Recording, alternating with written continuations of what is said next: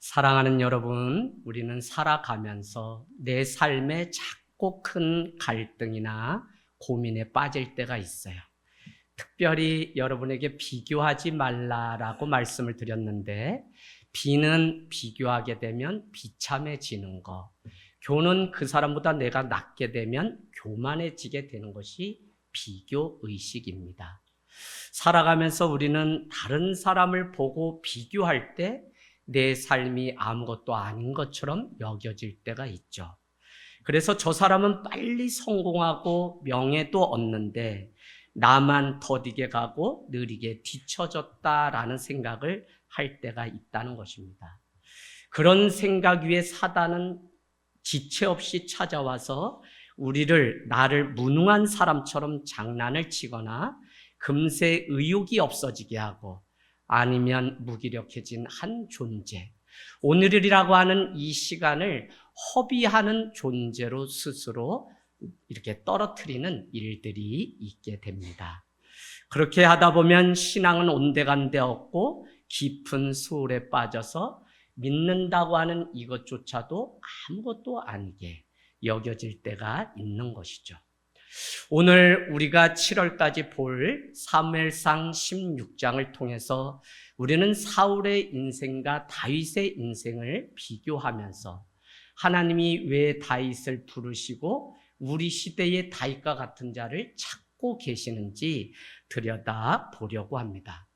사울 왕은 조건을 잘 갖췄기 때문에 일찍 왕으로 군림했던 자입니다. 그러나 빠른 성공 뒤에는 빠른 몰락이 있음을 우리에게 가르쳐줘요. 그래서 하나님은 사람을 세우기도 하고 부르기도 하지만 하나님은 사람을 가차없이 버리기도 하는 일들을 우리는 볼 수 있습니다.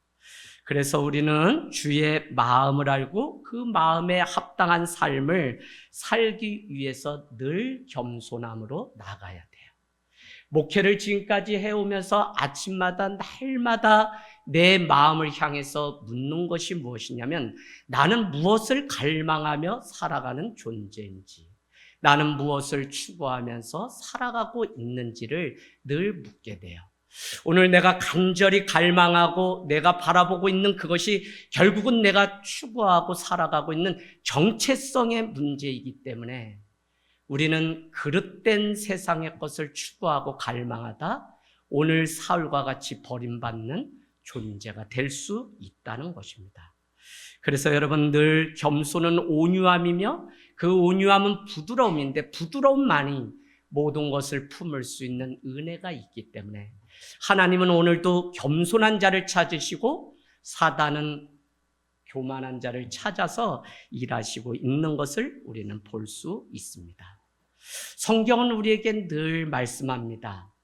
너희가 이 떡을 먹기 전에 내 마음을 먼저 살피라고 말하고 있습니다.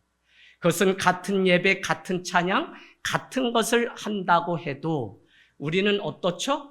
그 예배가 내게 은혜가 되기도 하고 그렇지 않게 되기 때문에, 그것이 어디에 있냐면 결국은 내 마음이 어디에 있느냐에 따라 그러하기 때문에, 너희가 내 마음을 살핀 후에 이 성찬을 먹지 않으면 내 죄를 먹는 것이라고 주님이 말씀하셨다는 사실을 알게 되면, 신앙이라고 하는 것은 늘 하나님 앞에 내 마음이 겸손한지를 살피는 그 일. 그래서 코로나 이후에 다른 것을 두르지 말고 복음 앞에, 하나님의 면전 앞에 나의 낮고 낮은 마음이 준비되어 있는지를 바라보고 점검하는 일이 너무 중요하다는 것입니다. 여러분, 가나안은 하나님이 젖과 꿀이 흐르는 약속의 땅이라고 분명히 말씀하셨습니다. 모세를 지나 여호수아가 그곳에 도착했을 때 이미 그곳에는 블레셋이라고 하는 철제로 된 무기를 사용하는 사람들이 질비하게, 소위 블레셋 사람들이 있었던 것을 우리는 잘 알고 있습니다. 그런가 하면 모세와 여호수아가 떠난 이후에 300년의 영적 암흑기가 가득해서 사사시대, 곧 자기의 소견대로 살아가는 일들이 있던 시대입니다. 오늘 우리는 이와 같이 온 사방에 흩어져서 천막을 치고 살아가는 이스라엘 백성들의 그 정서와 상황을 보면 얼마나 블레셋이라고 하는 그 사람들이 중심이 되어서 돌아가고 있는 이 가나안 땅인지를 우리는 알 수 있는 것이죠. 오늘 우리는 16장에 이렇게 시작합니다. 사무엘이라고 하는 한 선지자를 택하여서 저기 멀리 있는 산골 골짜기로 작은 마을로 보내게 됩니다. 다윗이 사는 그 예루살렘은 8km 떨어진 곳이며 언덕배기 위에 있어서 지중해로부터 600m라고 하는 그 고지에 있기 때문에 멀리 온 사방이 다 보일 뿐만 아니라 예루살렘 성이 있는 곳이기 때문에 적이 들어오는 그 상황들을 다 한눈에 볼 수 있을 정도로 지대가 어느 정도 되는 곳입니다. 여러분, 한때는 이곳에 우리가 잘 알고 있는 룻도 이곳의 한 백성으로 살았던 곳이죠. 오늘 사무엘을 하나님은 이렇게 말씀합니다. 암송아지 한 마리를 가지고 가서 이새에게 말할 내가 제사를 드리러 왔다라고 말하라는 것입니다. 오늘 사무엘은 15장 마지막 절에 자기가 기름 부어 세웠던 사울 왕이 패위하게 되자 얼마나 슬퍼서 다시는 그를 보러 가지 않았다고 하는 표현이 미워서라기보다는 너무 안타까운 사무엘의 그 심정을 대변하고 있습니다. 그렇기 때문에 오늘 그곳으로 이새의 가정으로 가서 내가 지명하여 부른 자에게 기름을 부으라고 할 때 오늘 사무엘 가운데 두려움이 찾아왔는데 사울 왕이 이것을 알면 죽일지 모릅니다 라고 말하자 그에게 제사를 지내러 왔다고 하며 이새를 그곳에 초대하라고 그렇게 아이디어를 주게 됩니다. 여러분 4절, 5절 한번 가보실까요? 한 선지자가 이 작은 마을에 왔다는 것은 여러분 보통 일이 아니죠. 왜냐하면 이 작은 고을에 왔다는 것은 어찌 보면 하나님의 징계와 심판이 있기 때문에 찾아왔을 것이라고 하는 사람들 안에 두려움이 있었습니다. 그래서 4절을 우리가 한번 읽어볼 텐데요. 같이 읽겠습니다. 사무엘이 여호와의 말씀대로 행하여 베들레헴에 이르매 성읍 장로들이 떨며 그를 영접하여 이르되 평강을 위하여 오시나이까. 평강을 빌러 이곳에 왔습니까? 라며 장로들이 떨며 물었다는 것입니다. 그랬더니 5절에 평강을 위하여 나는 이곳에 왔으니 너희는 성결케 하고 와서 아들들과 함께 예배를 드리라고 그렇게 초대하는 장면이 나오고 있습니다. 여러분 이런 배경 속에서 오늘 1절 말씀을 다시 돌아가서 보도록 하겠습니다. 사무엘은 자기의 자리에 앉아서 오늘 하나님의 버림받은 그 사울 왕으로 인해서 1절 가서 표시해 놓으세요. 슬퍼서 울었다는 것입니다. 그랬더니 하나님이 나타나셔서 뭐라고 말씀하시냐면 야 사울 왕이 패하여서 끝난 지가 오래되었는데 너는 언제까지 슬퍼 울겠느냐고 하나님이 사무엘 선지자에게 묻게 됩니다. 하나님이 몰인정해 보이지만 하나님은 이미 사울을 대신할 다른 새로운 사람을 찾고 계셨다고 하는 사실을 우리는 알 수 있죠. 사도행전 13장 22절에는 이새의 아들 다윗을 이렇게 소개합니다. 다윗은 내 마음에 맞는 자이며 내 뜻을 다 이루는 자다라고 그렇게 소개하고 있습니다. 그러니까 오늘 사무엘이 다윗을 만나는 그 일은 하나님 앞에도 그렇고 자기 자신에게도 얼마나 흡족한 일인지 모르는 것이죠. 우리는 살아가면서 때로는 앞이 또 어떤 일의 진도가 나가지 않는 것처럼 느껴질 때가 있습니다. 그때도 여전히 주님은 우리 뒤에서 하나님의 보이지 않는 손은 새로운 일을 준비하고 있다는 사실을 우리는 꼭 기억하는 은혜가 있기를 원합니다. 우리 권사님을 향해서도 새로운 일을 준비하고 계셨기 때문에 오늘 이웃에 사는 분과 함께 오시고 또 우리 천안에서 오시지만 또 하나님이 직장 내에서 하나님의 새로운 일이 준비되었기 때문에 또 이곳까지 천안에서 동료가 함께 오시고 하나님은 쉬지 않고 새로운 일을 계속적으로 준비하고 계시다는 것입니다. 여러분은 지금 무엇을 부러워하고 무엇을 추구하고 있습니까? 아니 무엇을 갈망하고 무엇을 부러워하고 있는지를 우리는 점검해 보아야 됩니다. 내가 잡고 있는 것이 예수 그리스도, 하나님이 되지 않을 때 우리는 세상 사람들의 기준과 같이 똑같은 그것을 추구하며 살아갑니다. 그래서 노라고 말할 수 있는 그리스도인이 돼야 되는데 그렇게 말하지 못하는 거예요. 안디옥까지 흩어졌던 그리스도인들, 그들에게 붙여진 이방인들의 그 말이 무엇이냐면 너희는 크라이스트 I'm nothing 크리스찬이구나, 예수 그리스도 안에서는 너희가 아무것도 아니구나 라고 말했던 그것이 바로 그리스도인 주님의 제자입니다. 무슨 이야기냐면 우리는 하나님의 가치를 가지고 살아가기 때문에 노라고 말할 수 있어야 되는데 그렇지 않았다는 것입니다. 그래서 오늘 7절 말씀은 사무엘이 그곳에 도착해서 이새의 가정에 쭉 엘리압부터 아비나답, 삼마, 넷째부터 나오지도 않아요. 쭉 8명의 아들들, 7명의 아들들을 선보는데 7절에는 이렇게 말씀합니다. 사람들은 외모를 보지만 나는 중심을 보고 사람이 보는 것과 같지 않다고 그렇게 기준을 말씀하고 있다는 것입니다. 여러분, 하나님의 관심이 어디에 있을까요? 저는 하나님의 관심이 구속사적인 것을 말씀드리지 않아도 죄를 끊는 데 하나님의 관심이 있어요. 오늘 우리가 드리는 이 예배가 죄 해결함 받고 주님 앞에 진리 가운데 자유케 하여 돌아가는 이 예배가 되길 원합니다. 거룩하신 영과 진리 앞에 예배할 때 영이신 주님 성결의 영 앞에 우리가 회개하고 나의 죄가 끊어지는 시간이 있기를 원합니다. 우리에게 에베소서 3장 2장은 뭐라고 말씀하냐면 너희는 본래 죄와 허물로 죽었던 자라고 소개하고 있습니다.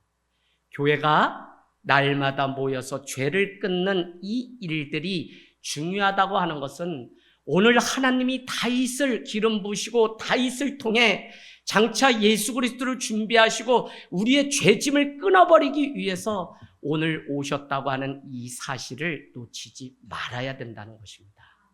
여러분, 우리는 유람선이 아니고 교회는 구조선입니다. 그 일을 위해서 죄의 문제가 끊어져야 됩니다. 우리는 야고보서 5장에 너희 중에 범죄한 자가 있느냐 그를 위하여 기도하라 그러면 죄 사함을 받을지 누가 아느냐는 그 말씀이 있습니다. 그리스도의 법을 성취하기 위해서 너희는 각각 서로 짐을 나눠지라는 말씀이 있습니다. 그 안에는 형제의 그 죄짐을 나눠지는 것이 아니라 그를 위하여 아파하고 슬퍼하고 그를 위하여 통회하면 우리 가운데 영혼이 먼저 보이고 영혼을 향해 복음을 전달할 수밖에 없는 은혜가 우리 가운데 찬다는 것입니다. 여러분, 오늘 하나님의 관심은 죄를 끊고 구원하는 것.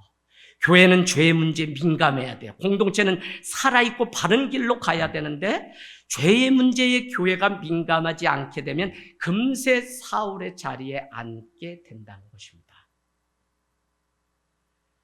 죄를 끊고 구원의 메시아를 준비했던 그 하나님의 역사를 바라보면 하나님은 유대 땅 작은 고을에 있는 베들레헴 출신 다윗을 부를 수밖에 없었던 것이죠. 그런가 하면 하나님은 베들레헴 한 고을에서 예수님을 선택하고 부르시고 구원의 일들을 완성시키셨다고 하는 것이 어떤 의미인지 우리는 알 수 있습니다.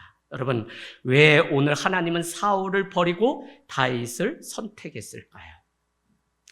일단 하나님은 우리가 가지고 있는 기준과 다르다고 말씀드렸습니다. 우리는 그가 얼마나 좋은 스펙을 가진 사람인지, 어느 대학을 나온 사람인지, 직업은 무엇인지, 특별히 여성들은 제가 어떤 남자와 결혼했는지가 관심이에요. 야, 걔 옛날 같지 않다? 걔 우리 초등학교 다닐 때 걔 아무 별 볼 일 없죠. 걔 남편 과장이래, 부장이래, 보험사 다닌다. 여자들은 늘 만나면 누구와 결혼했는지가 또 하나의 스펙으로 존재하는 것을 우리는 볼 수 있습니다. 그런데 여러분, 하나님의 선택의 기준은 그가 가지고 있는 오늘 포지션, 지위에 있지 않다는 거예요. 왕이었던 사울에게 관심이 있는 것이 아니라 하나님의 선택의 관심은 그가 하나님의 영이 임하는 어노인팅, 기름 부음이 있는 자인지가 하나님의 관심이었다는 것입니다. 내가 오늘 무엇을 가지고 무슨 위치를 얻었고 그것이 되지 않아서 실망하거나 낙담할 필요가 없는 것은 하나님은 내가 왕이 된 그것에 관심 있는 것이 아니라 그가 하나님의 영의 충만함 가운데 있는 자인지가 하나님의 관심이었다는 것입니다. 여러분, 제가 오늘 말씀 전하죠? 말씀이 권위가 있는 것이지, 말씀이 권위 있기 때문에 오늘 말씀을 전하는 저에게도 권위가 있는 것이지, 목사라고 하는 이 자체가 귀하죠, 물론.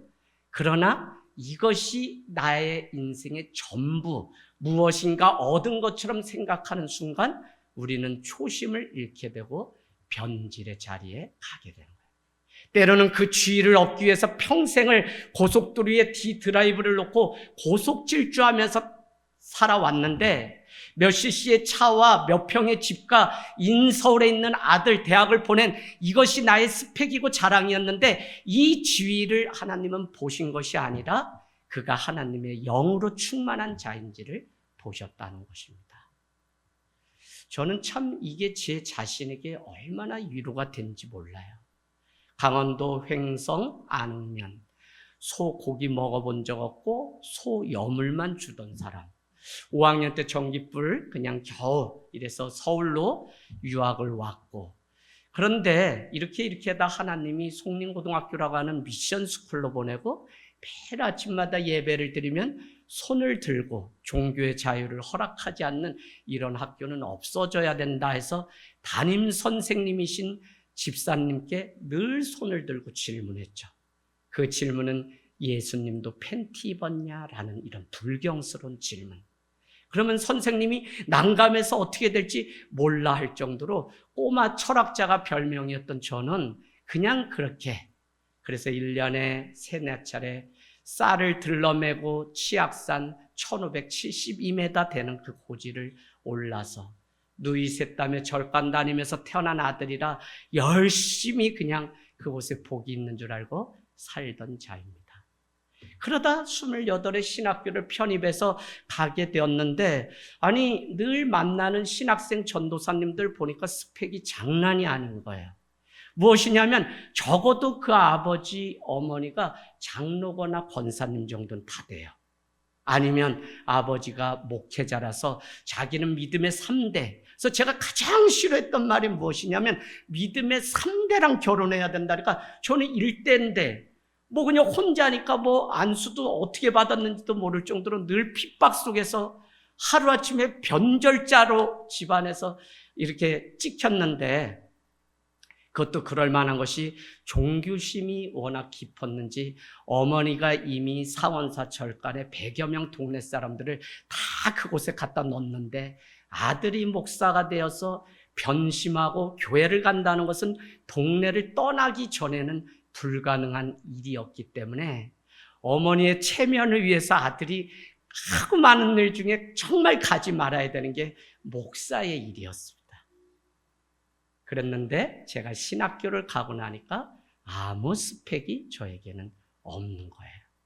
믿음의 3대를 만나라고 하는데 저는 되지 않죠.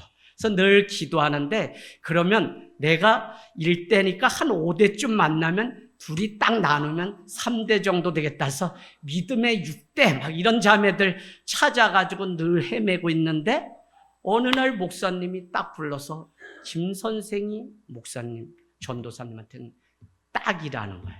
김 선생은 참고로 고3 때 제가 담임을 해서 그냥 어린 애로 봤지 여자로 보지 않았어요. 근데 여러분, 전 계속적으로 이렇게 하다 보니까 28살 낙엽 불고 이렇게 뭐 바람이 막 부는데 동원 예비군 훈련은 오라고 하는데 장가는 가야 되는데 늘 중고등학교 때 이렇게 성적표를 지금도 떼보면 거기 한켠에 뭐라고 돼 있냐면 꿈이 행복한 가정 이루기 이렇게 돼 있어요. 그러니까 늘 이상하잖아요. 의사, 변호사 돼야 되는데 행복한 가정 이루기 해놓으니까 정신감정을 위해서 담임 선생님이 1시간이고 너 어떻게 살아왔니? 하면 꼭 저한테 너 교회 다니니? 아닌데요. 야, 너 목사가 되면 좋겠다라고. 그러다가 이번에 책이 나오고 신문에 소개되면서 선생님이 32년 만에 여보세요, 저 한선입니다. 기억하시겠어요? 그냥 30몇 년 만에 폴더처럼 딱 굽어줘서 선생님 죄송합니다. 전화 한 번도 못 드리고 인사 못 드려서 32년 만에 하면서 그렇게 이야기를 드린 거예요. 그랬더니 자네가 어떻게 목회자가 됐는지 쭉 간증하는 시간이 있었어요. 근데 하나님이 얼마나 재밌냐면 전화 끝내는데 선배님 잘 부탁해요 이러세요. 그래서 선생님 무슨 말씀이세요? 그랬더니 조기 명퇴를 하시고 지금은 신학대학원을 다니시는데 MDB 3학차시라는 거야. 그래서 과제 있고 좀 어려울 때는 이렇게 전화할 테니까 나 좀 도와도. 그래서 예 알겠습니다. 그러고 전화를 마치는 일이 있었어요. 그때 제 마음 가운데 마태복음 2장 말씀이 얼마나 많이 와 닿는지 몰라요. 너 유대 땅 베들레헴아 너는 유대골 중에 결코 작지 않다. 너희 중에 이스라엘을 다스릴 한 목자가 나오리라. 그래서 작은 그 골 베들레헴에 예수님을 부르셨는데 나같이 아무것도 아닌 자를 하나님이 부르시면 나는 이 길을 갈 수 있습니다 라고 하는 마음이 막연히 제 안에 생기기 시작했습니다. 그러다 여러분 이 사무엘상을 막 읽기 시작하는데 오늘 이 대목이 하나님의 영이 그에게 임하면 하나님이 들어서 사용하시는 거구나. 1대, 2대, 3대가 중요한 게 아니라 하나님의 성령이 내 안에 있으면 하나님은 나에게 기름 부어서 어떻게 해서든지 하나님이 사용하신다는 이 사실을 알게 되면서 얼마나 삶의 자유함이. 그래서 또 이 성령을 만나려고 소나무도 뽑고 여기저기 막 가서 애쓰고 수고했던 그 신학생 시절이 생각이 납니다. 여러분, 하나님은 내가 보는 것과 사람이 보는 것은 같지 않다고 오늘 말씀하셨습니다.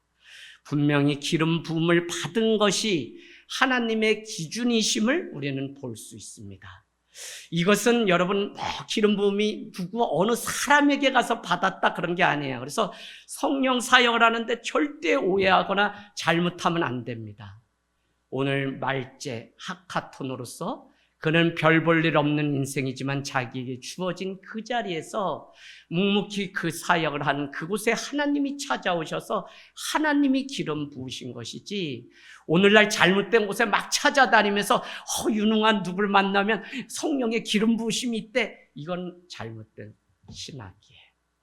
여러분 오늘 제가 드리려고 하는 것은 12절, 13절. 사무엘은 하나님의 명령을 따라 이스라엘을 다스릴 왕을 찾아 이새의 집에 가게 되죠. 엘리압부터 선보게 되지만 하나님은 그에게 관심이 없고 이미 떠났다는 말씀을 하고 7이 다냐라고 물을 때 그의 아버지 이새는 그렇지 않고 저기 멀리 변방 하카톤 막내였던 다윗이 있습니다 라고 하자 그를 데려오라. 그가 오기 전에는 내가 식사의 자리에 앉지 않겠다고 오늘 말씀하시며 다윗을 마지막으로 기다리고 있는 것을 볼 수 있습니다. 하나님의 선택은 끝까지 가봐야 알 수 있는 것 같아요. 아직 선택받지 못하고 아직 내 순서가 오지 않고 아직 내 때가 오지 않았다면 여러분 두려워하거나 낭망할 필요가 없어요. 항상 우리 가운데 복음 가운데 살아가면 내 인생의 본론은 아직 오지 않았다는 믿음 가지고 하나님의 때를 기다리는 그 믿음이 우리 가운데 필요해요. 다음 주에 나누겠지만 어떤 인생도 주님의 제자, 주님이 쓰시는 것은 메이킹, 하나님이 이미 제자로 그 훌륭한 가정에 만들어서 그를 부르시고 쓰시는 것이 아니라 하나님은 웨이팅, 기다리는 자를 통해서 일하시고 하나님의 영이 임하게 하시는 것을 볼 수 있어요. 저는 우리 하늘땅교회가 세상에 자랑할 것이 아무것도 없죠. 그러나 재림의 주님으로 다시 오실 그분을 기다리며 있는 이 자리에서 주님 앞에 마음을 다해서 살아가는 이 믿음 보시고 주님이 이 공동체 안에 영과 진리로 예배하는 이 공동체를 통해 자유하게 하며 눈을 뜨며 다시 사는 그 인생으로 만들어 달라고 늘 기도하는 마음이 제 안에 있습니다. 여러분, 주님의 관심은 오늘 사울이 아니라 다윗인데 그가 가지고 있는 지위, 그가 가지고 있는 스펙이 아니라 하나님은 오랜 세월이 걸려도 그 한 사람을 통해 영원한 나라를 준비하기 위해서 오늘 다윗을 준비하고 찾고 있었던 것을 우리는 볼 수 있습니다. 혹시 살아가면서 나의 신세에 대해서 원망하면서 살아가고 있지 않습니까?